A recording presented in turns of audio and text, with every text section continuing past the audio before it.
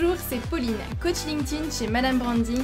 Bienvenue sur le podcast Bien dans mon business, votre dose hebdomadaire de joie, d'énergie et de bonne humeur, où chaque semaine, je vous livre les clés pour booster votre énergie et votre entreprise.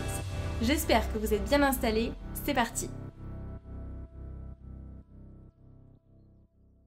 Bonjour à tous et à toutes, j'espère que vous allez bien. Bienvenue sur ce nouvel épisode de podcast. Nous sommes le 1er mars, on démarre le 3e mois de l'année. Aujourd'hui, sujet du jour, je vais vous parler des 6 raisons pour lesquelles votre business ne décolle pas. Ou pour lesquelles vous n'atteignez pas aujourd'hui vos objectifs, votre entreprise n'est peut-être pas au niveau où vous souhaiteriez qu'elle soit. Si aujourd'hui vous n'avez pas forcément de business, ou vous n'avez pas d'entreprise, ou ne vous êtes pas encore lancé, c'est destiné à vous aussi, puisque vous verrez que ces 6 situations, 6 raisons, justement ce sont 6 erreurs à ne pas faire quand vous allez vous lancer, et si vous êtes en phase de création d'entreprise, c'est certainement des choses que vous avez rencontrées. Vous le savez, je le sais, je pense qu'on est tous d'accord là-dessus. Un projet, une entreprise, c'est un petit peu comme un bébé. On donne tout ce qu'on a, on y met notre amour, notre énergie, notre temps, nos finances et toute notre vie au final. Moi je sais qu'aujourd'hui, Madame Branding, j'y mets toute mon énergie, toute mon âme, toute ma passion et je me donne vraiment à 3000% en fait dans tout ce que je fais. Et j'espère en tout cas que ça se ressent. Donc aujourd'hui, vous prenez soin de votre entreprise, vous avez envie qu'elle décolle. Si vous vous êtes mis à votre compte aussi, c'est que vous avez envie de quelque chose de plus grand, de quelque chose peut-être de plus fort. Et là, c'est le drame. Ça ne décolle pas. Vous n'atteignez pas en tout cas les objectifs que vous étiez fixés. Vous vous dites mince, c'est pas ce à quoi je m'attendais. Et vous avez peut-être l'impression d'avoir tout essayé, écouté des podcasts peut-être, lu des livres, suivi des formations en ligne. Je sais que beaucoup d'entre vous ont déjà prospecté via téléphone, beaucoup d'entre vous pas, parce que peur du jugement, peur du refus, etc. Et c'est tout à votre honneur, moi c'est quelque chose que je déteste. Je sais aussi que beaucoup d'entre vous ont peut-être testé le mailing, l'envoi de messages privés sur LinkedIn, partager des posts sur LinkedIn. Certains d'entre vous ont peut-être même testé la publicité en ligne ou même tenté les tunnels de vente. Alors là, et vous vous dites, mince, mais c'est comme si ça marchait pour les autres, mais ces techniques-là, pour vous, pas forcément. Et votre activité, du coup, ne décolle pas. Ou du moins, elle n'est pas en tout cas au stade où vous aimeriez qu'elle soit. Vous avez envie de passer peut-être à un niveau supérieur. Pourquoi ? Aujourd'hui, je pense que je peux vous en parler, puisque l'année dernière, j'étais à peu près au même niveau que vous. Alors, voici la vérité. Aujourd'hui, votre activité ne peut pas décoller, car toutes ces méthodes, en fait, entre guillemets, que vous trouvez en ligne, ne sont souvent que des conseils inadaptés à vos objectifs, inadaptés à votre cible, inadaptés à votre activité, en plus souvent en fait d'être inadaptés à votre sensibilité. Et ça c'est important, puisque je sais que pour vous et moi, l'humain est important. Et pire encore, ces pseudo-méthodes sont en règle générale pour la plupart périmées, donc le temps de les appliquer en fait, ça ne fonctionne tout simplement déjà plus. Donc aujourd'hui vous l'aurez compris, je ne vais pas du tout vous parler de stratégie. Ici je vais vous parler de vous, et des 6 raisons pour lesquelles votre business ne décolle pas. Donc ouvrez grand vos oreilles, installez-vous confortablement et c'est parti. La première raison que je vais vous donner aujourd'hui, c'est tout simplement que votre positionnement n'est peut-être pas clair. Et sûrement d'ailleurs pas clair. Une des premières choses que je travaille avec mes clients et ma grande bataille vraiment, c'est travailler votre positionnement. Si vous me connaissez depuis un certain temps et que vous m'écoutez assez régulièrement, que vous lisez mes posts, vous le savez très certainement, mais si aujourd'hui vous me découvrez et que vous m'écoutez pour la première fois, sachez une chose primordiale, c'est que votre différence, c'est vous. Vous êtes unique, vous avez forcément quelque chose à apporter de différent que le voisin. Mais encore faut-il, 1, le déterminer, et après l'avoir déterminé, 2, le clarifier surtout pour vraiment le mettre en avant. Comment voulez-vous qu'on vous remarque en fait dans tout ce brouhaha si aujourd'hui vous êtes une copie parfaite de votre voisin? Alors quand je dis copie parfaite, attention, c'est sur le papier. Donc une copie parfaite sur le papier avec votre profil LinkedIn, avec votre communication, vos posts, toute votre communication en fait, toute votre manière en fait et votre façon, votre stratégie de vous mettre en avant. Comment voulez-vous qu'on vous remarque si aujourd'hui votre prospect vous perçoit de la même manière que vos concurrents ou que vos voisins? vous devez vraiment pouvoir exprimer en fait clairement votre positionnement, clairement votre valeur ajoutée. Alors attention, quand on parle de valeur ajoutée, quand on parle de positionnement, pour moi ça va beaucoup plus loin que parler de comment votre offre est différente. Si aujourd'hui vous vous dites oui, chez moi c'est différent parce que chez moi on fait les choses bien, ou chez moi c'est différent parce qu'on va mettre l'accent sur l'humain, ou chez moi c'est différent parce qu'on fait de la pratique, on fait pas de la théorie, etc. Pour moi c'est pas ça votre positionnement. Le positionnement pour moi il va beaucoup plus loin que ça. Pour moi vous devez vraiment puiser dans votre personnalité, puiser dans vos forces en fait et l'adapter à votre cible, à vos clients préférés en fait.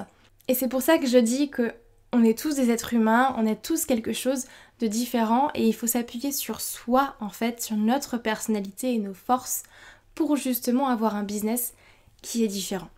Si aujourd'hui vous avez du mal à travailler votre positionnement, je vous invite à aller écouter l'épisode numéro 5 de ce podcast où justement je vous donne des clés pour déterminer votre positionnement. L'épisode numéro 5 s'appelle « Comment avoir une longueur d'avance sur vos concurrents ».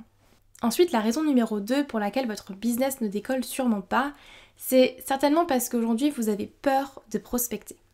Je sais que ça c'est une grande peur et je l'avais tellement quand j'ai démarré, ça me bloquait, ça me paralysait complètement et j'avais beaucoup de mal à prospecter justement. Alors pour qu'on mette les choses au clair quand même, moi quand je parle de prospection, je parle de prospection inbound et outbound, d'accord ? Donc en gros c'est la création de contenu et le démarchage direct en fait vers vos prospects.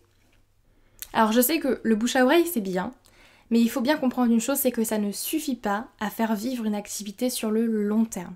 Ou du moins ce n'est pas ça qui va vous faire passer à un niveau supérieur. Vous allez devoir chercher vos futurs clients, leur montrer que vous existez. Pour moi c'est impératif pour faire vivre une activité sur le long terme. Et ce n'est que comme ça que vous pourrez avoir le luxe de pouvoir choisir vos clients et surtout d'attirer des clients qui vous ressemblent, des clients qui sont bons pour vous et des clients qui vont vous apporter en fait quelque chose. Et je sais, je suis passée par là, je sais que l'aspect commercial fait peur à beaucoup d'entre vous et freine beaucoup d'entrepreneurs dans leur développement. Et je trouve ça tellement dommage. Pour moi, c'est vraiment un gâchis parce qu'il faut vraiment comprendre et prendre conscience que prospecter n'est pas mauvais. Prospecter ne veut pas dire que vous n'avez pas assez de clients, d'accord ? Quelqu'un qui prospecte, c'est pas forcément parce qu'il n'a pas assez de clients. Prospecter ne veut pas non plus dire que vous allez déranger les gens, ok ? Et si aujourd'hui vous avez peur de prospecter, vous n'êtes pas forcément à l'aise avec le fait de démarcher des personnes, je vous invite à aller écouter l'épisode numéro 2 que j'ai fait avec Mario Ricardo. On a parlé justement de la vente pour ceux qui ne sont pas vendeurs.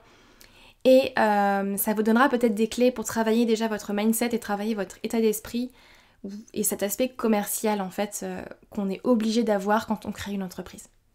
Personnellement, j'ai vraiment à cœur de pouvoir transmettre une vision de la prospection qui reste humaine, qui est basée sur l'échange et de supprimer un petit peu cette idée que beaucoup d'entrepreneurs ont, cette image en fait de la prospection de marchand de tapis si vous voulez.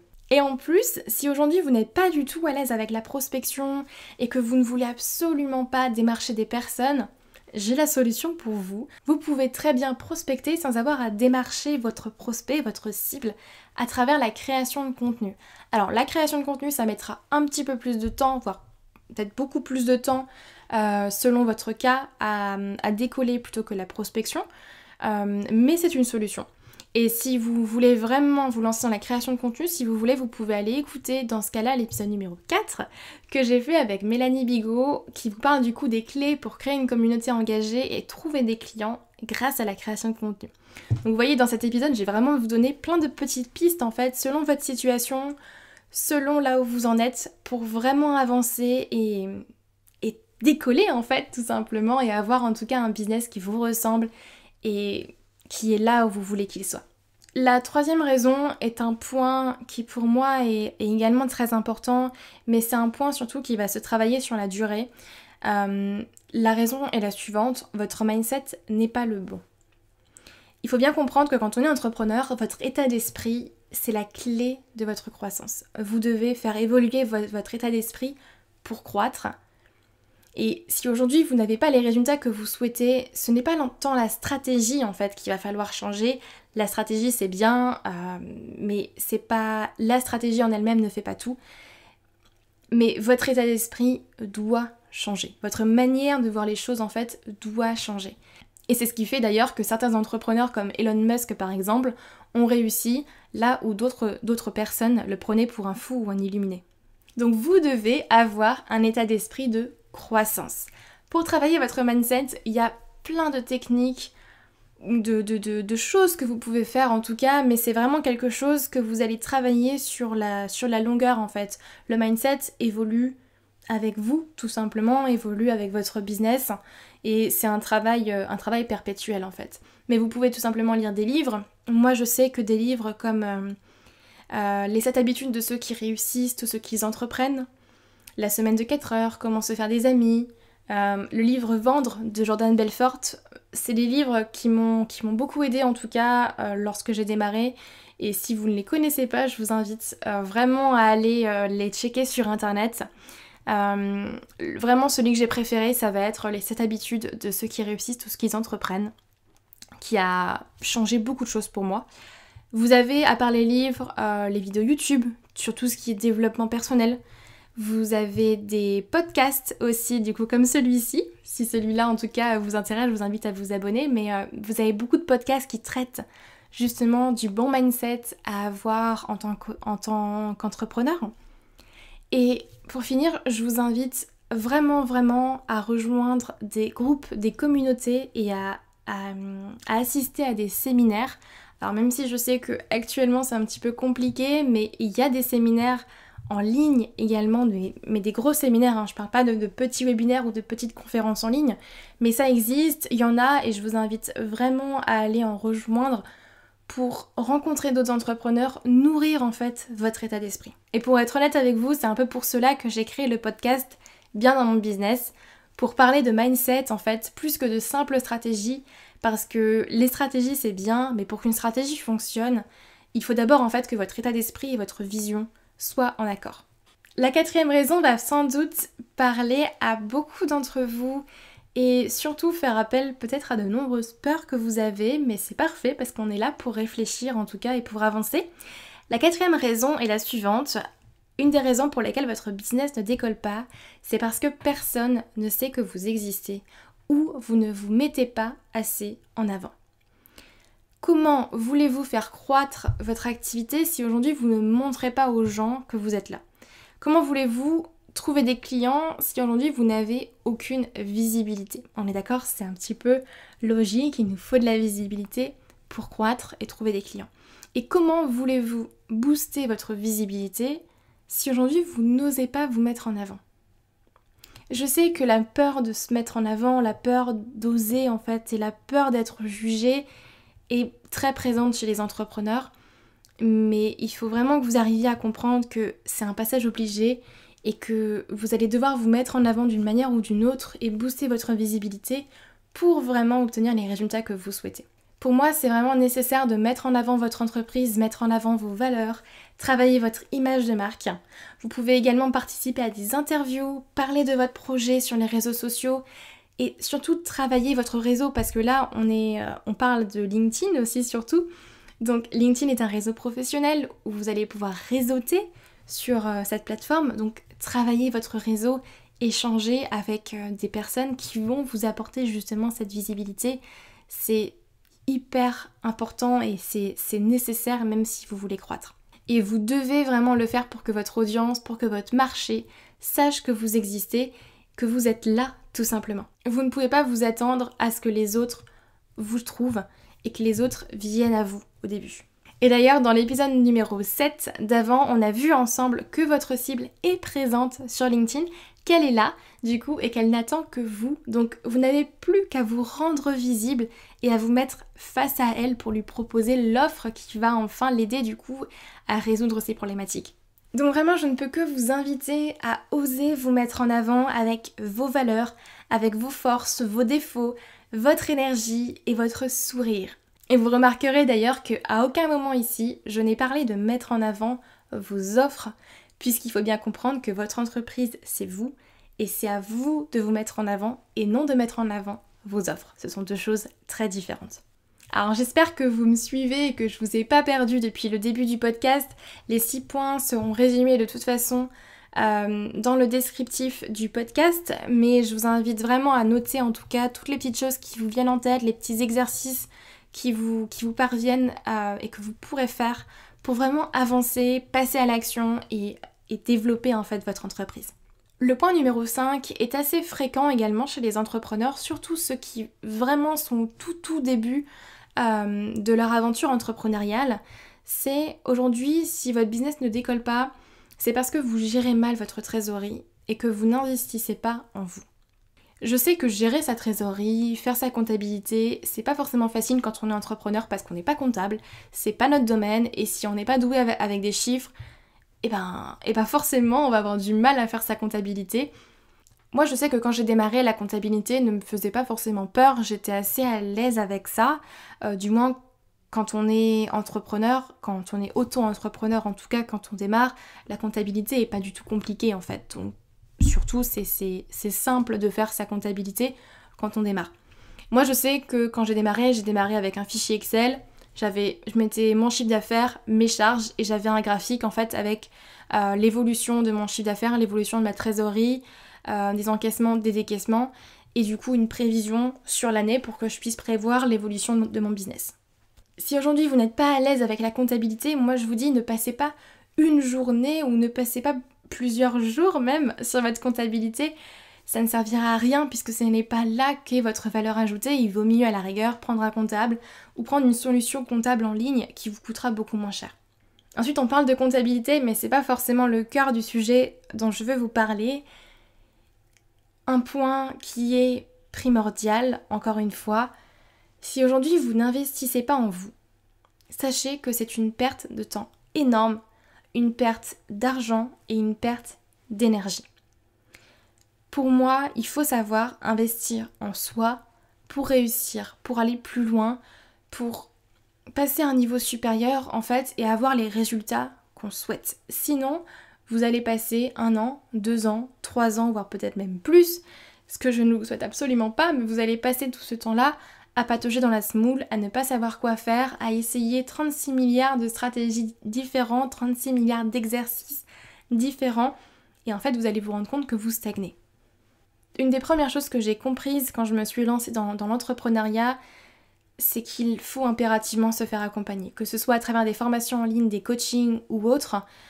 Se faire accompagner, c'est vraiment un booster de croissance, ça va vous permettre d'aller beaucoup plus loin et surtout beaucoup plus vite et de gagner mais des mois voire des années en fait de travail. Donc pour moi c'est impératif de prévoir un budget investissement dans sa trésorerie.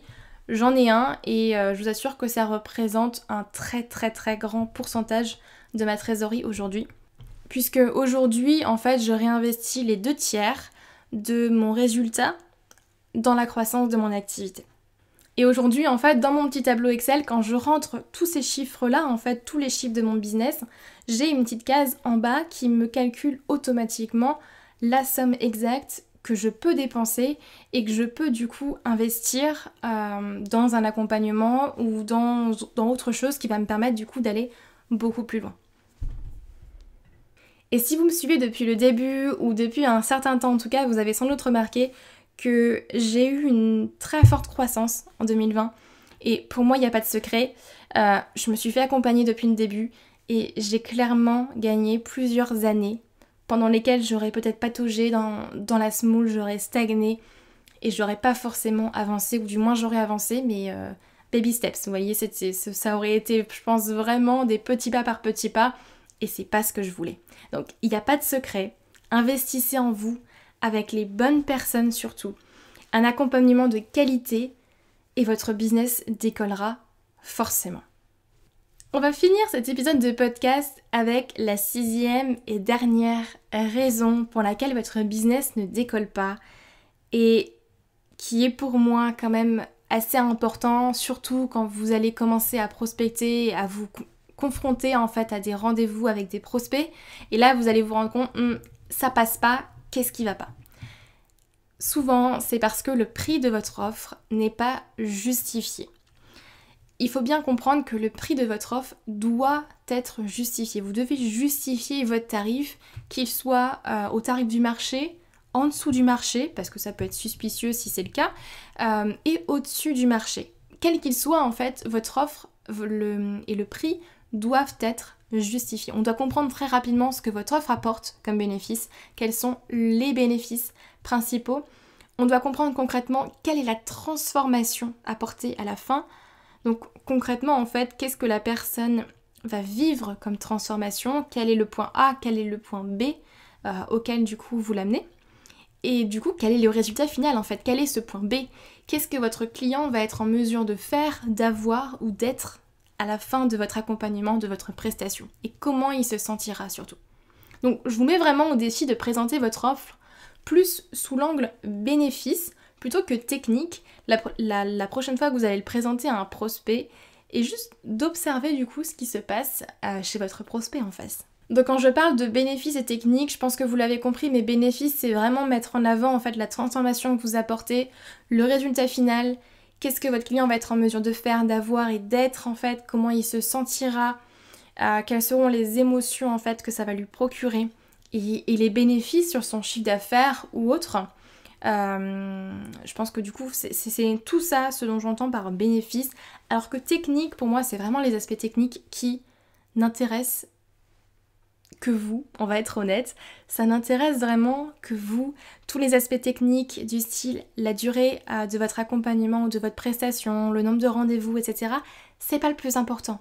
Ça va intéresser un certain nombre de prospects, oui, et ils vont vous poser la question, mais c'est pas ce sur quoi vous devez mettre votre focus quand vous allez vendre votre offre. L'aspect technique, vraiment, laissez-le de côté ou gardez-le pour la fin, pour les questions que votre prospect va vous poser, mais mettez en avant davantage les bénéfices. Et vraiment, je vous mets au défi de le faire la prochaine fois et de me tenir au courant du coup de comment ça s'est passé. Ce serait du coup une expérience, je pense, pour vous très enrichissante, et vous verrez, ça change beaucoup. Donc si je récapitule, les 6 raisons pour lesquelles votre business ne décolle pas sont les suivantes. 1. On a vu que c'est peut-être parce que votre positionnement n'est pas clair. 2. Sans doute et très certainement que vous avez peur de prospecter.